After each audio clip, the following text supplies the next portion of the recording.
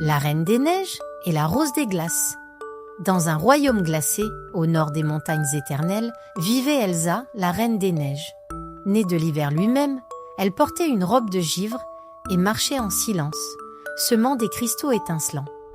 Chaque année, elle descendait des hauteurs pour vêtir le monde de neige et de glace.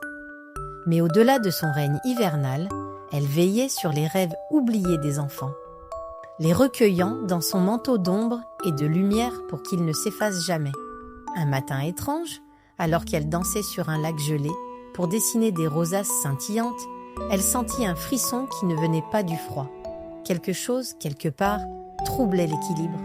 La neige tombait de travers, les flocons perdaient bas leur éclat, et dans le ciel, une aurore se fissurait comme du verre trop tendu. Elsa leva les yeux et comprit que quelque chose avait changé dans le cœur du monde. Chers enfants, avant de poursuivre l'histoire, pensez à vous abonner à notre toute jeune chaîne YouTube Histoire pour enfants et à mettre un like sur cette vidéo. Cela nous aidera énormément à créer encore plus d'histoires amusantes et éducatives, rien que pour vous. Un grand merci à vous et maintenant, place à la suite de notre histoire. Au sommet du mont Cristal, où trône la Rose des Glaces, un sortilège ancien s'était éveillé. Cette rose, faite d'un seul souffle d'hiver, renfermait la promesse que la neige ne serait jamais cruelle. Mais un enfant, perdu dans les bois, avait vu sa beauté de loin et, croyant à une fleur oubliée, avait croisé les mains pour faire un vœu. Et le vœu, pur comme une perle mais lourd de tristesse, avait brisé l'enchantement. L'enfant voulait que l'hiver dure toujours, non pas par caprice, mais pour que son meilleur ami, un bonhomme de neige nommé Flynn, ne fonde jamais. Touchée par la douceur de cette amitié, la rose avait répondu. Et le monde s'était figé dans un hiver sans fin. Elsa sentit le déséquilibre grandir comme une vague invisible. Les oiseaux avaient oublié le chemin du sud, les ours ne se réveillaient plus. Et même les cristaux de glace commençaient à pleurer de fatigue. Il lui fallait agir. Guidée par les murmures du vent, Elsa suivit la trace du souhait. Dans une clairière argentée, elle trouva l'enfant. Il dormait, les bras entourant Flynn, figé dans un rêve gelé. Autour d'eux, le givre avait sculpté des histoires sur les troncs, des souvenirs que le vent lui souffla à l'oreille, rires partagés, bataille de boules de neige, secrets confiés à la nuit.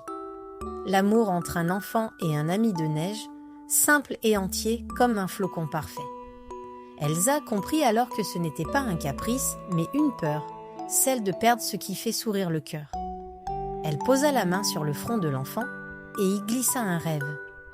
Un rêve dans lequel Flynn ne fondait pas, mais changeait. Au lieu d'eau, il devenait un nuage. Un nuage rieur qui revenait chaque hiver pour jouer encore.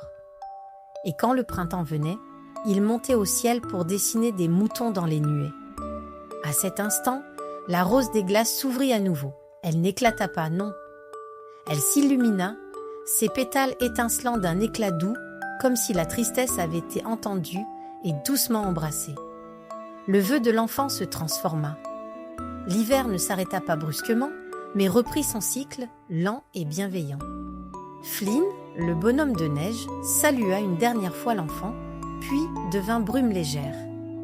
Il s'éleva, tourbillonnant comme un cerf-volant joyeux, et se perdit dans les nuages. L'enfant ouvrit les yeux, le cœur rempli d'une paix nouvelle. Il savait que son ami reviendrait. Pas toujours pareil, mais toujours là. Elsa, elle, retourna à ses montagnes. Mais chaque année, au premier flocon, elle entendait le rire d'un enfant mêlé à celui d'un nuage. Et elle souriait. Ainsi s'apprit au monde une leçon douce. Parfois, il faut laisser partir pour mieux retrouver. Car l'amour véritable ne fond pas, il change de forme. Il devient souvenir, espoir et parfois même un nuage qui nous fait coucou depuis le ciel.